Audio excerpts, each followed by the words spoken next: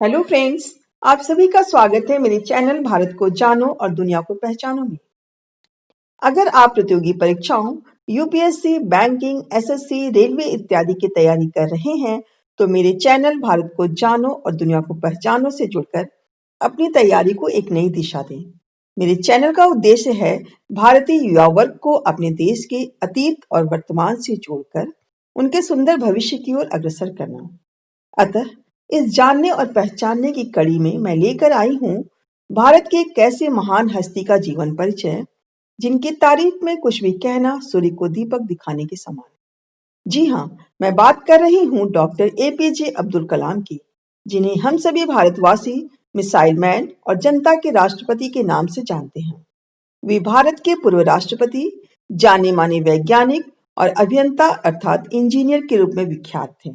Doctor APJ Abdul Kalam का जन्म 15 अक्टूबर सन 1931 को रामेश्वरम में एक तमिल मुस्लिम परिवार में हुआ था। उनके पिता का नाम जैनुल आबदीन तथा माता का नाम असीम्मा था।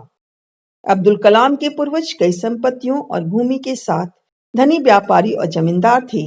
वे मुख्य भूमि और द्वीप के बीच श्रीलंका से किराने का सामान व्यापार करते थे। पाम्बन द्वीप तक तीर्थयात्रियों के लिए नौका विहार करवाते थे।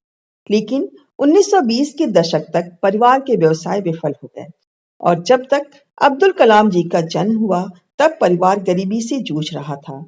परिवार की मदद करने के लिए कलाम ने कम उम्र में ही अखबार भी बेचना शुरू कर दिया था।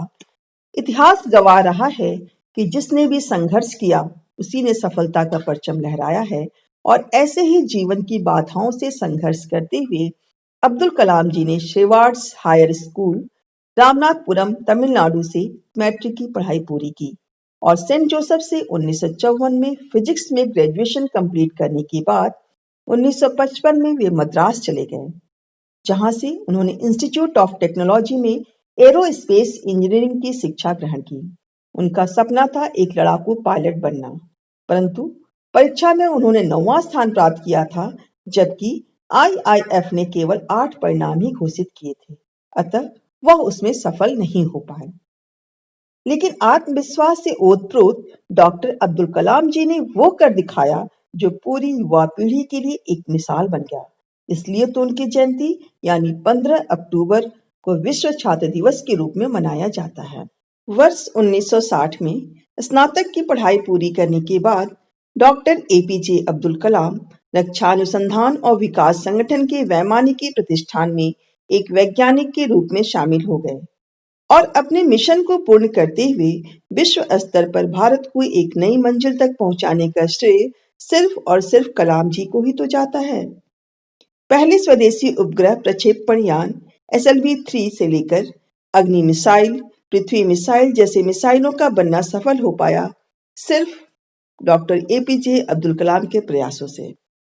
1992 से 1999 तक उन्होंने रक्षा अनुसंधान एवं विकास संगठन के सचिव के रूप में कार्य किया और प्रधानमंत्री के मुख्य वैज्ञानिक सलाहकार भी रहे थे।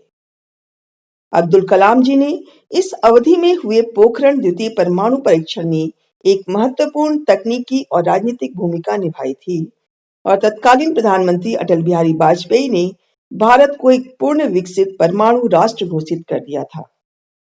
और फिर 10 जून 2002 को उन्हें एनडीए सरकार ने राष्ट्रपति पद के लिए नामित किया और तत्पश्चात 25 जुलाई 2002 से 25 जुलाई 2007 तक उन्होंने भारत के सर्वोच्च पद राष्ट्रपति के रूप में कार्य किया। वे सर्वोच्च नागरिक सम्मान भारत रत्न प्राप्त करने वाले भारत के तीसरे राष्ट्रपति थे।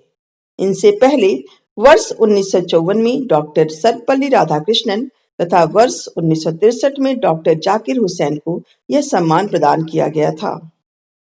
27 जुलाई 2015 को doctor APJ Abdul Kalam IIM Shillong में एक स्पीच दे रहे थे, जहां उन्हें दिल का दौरा पड़ा और डॉक्टर्स की काफी कोशिशों के बाद भी वे उन्हें बचा नहीं पाए।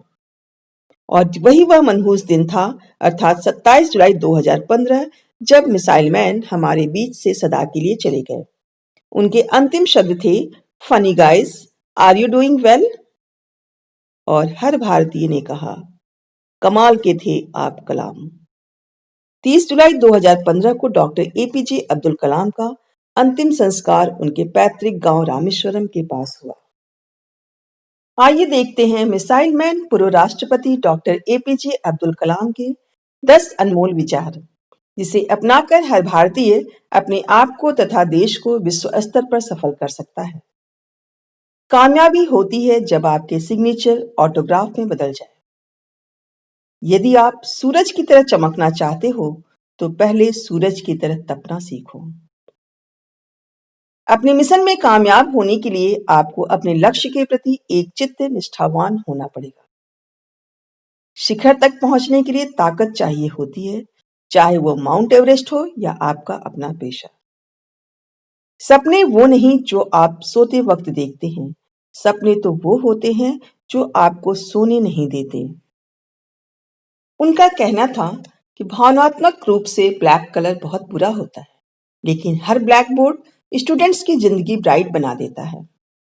शिक्षकों के लिए उन्होंने कहा, शिक्षण एक बहुत ही महान पेशा है जो किसी व्यक्ति के चरित्र, क्षमता और भविष्य को आकार देता है। अगर लोग मुझे एक अच्छे शिक्षक के रूप में याद करते हैं तो मेरे लिए सबसे बड़ा सम्मान होगा। ये कहना था डॉक्टर एपीजे अब्दुल कलाम जी का।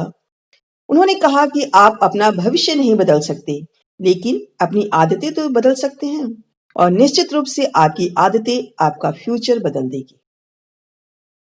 अगली बात उन्होंने कही, किसी को हरा देना बहुत आसान है, लेकिन किसी को जीतना बेहद मुश्किल है, और इंतजार करने वाले को उतना ही मिलता है जितना कोशिश करने वाले छोड़ देते हैं।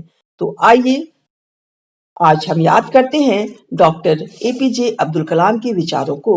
और आज हमारे बीच जनता की राष्ट्रपति डॉक्टर एपीजे अब्दुल कलाम नहीं है, लेकिन उनके विचार और नए भारत की अलग दृष्टिकोण से देखने की उनकी सोच उनकी लिखी गई पुस्तकों में हमें पढ़ने को मिलता है। और मेरा आप सभी से निवेदन है, खास तौर पे छात्रों से विनम्र निवेदन है कि उनकी पुस्तकों को पढ़ें, समझें और देश को एक नई ऊंचाई पर ले जाने का प्रयास करें। आज भारत को फिर आवश्यकता है एक ऐसे कलाम की जो भारत को एक विकसित राष्ट्र घोषित करने में अपना सहयोग दे। अंत में आप सभी को विश्व छात्र दिवस की ढेर सारी बधाइयां। आप अपने लक्ष्य को प्राप्त करें, और ऐसे ही ज्ञानवर्धक वीडियोस को देखने के लिए मेरे चैनल को लाइक करें, शेयर करें, सब्सक्राइब करें तथा बेल आइकन भी प्रेस कर दें, ताकि मेरी न्यू वीडियोस का नोटिफिकेशन आप तक समय समय पर पहुंचता रहे और आप इससे लाभान्वित हो सकें। आपके अच्छे और सुखद भविष्य की कामना में मैं सुमन राय आप सभी का धन्यवाद अदा करती हूँ। तो एक बार पुनः आप सभी का बहुत बहुत धन्यवाद। Thank you for watching this video. मिलते हैं अगले वीडियो में, तब तक आपको मेरा नमस्कार, धन्यवाद।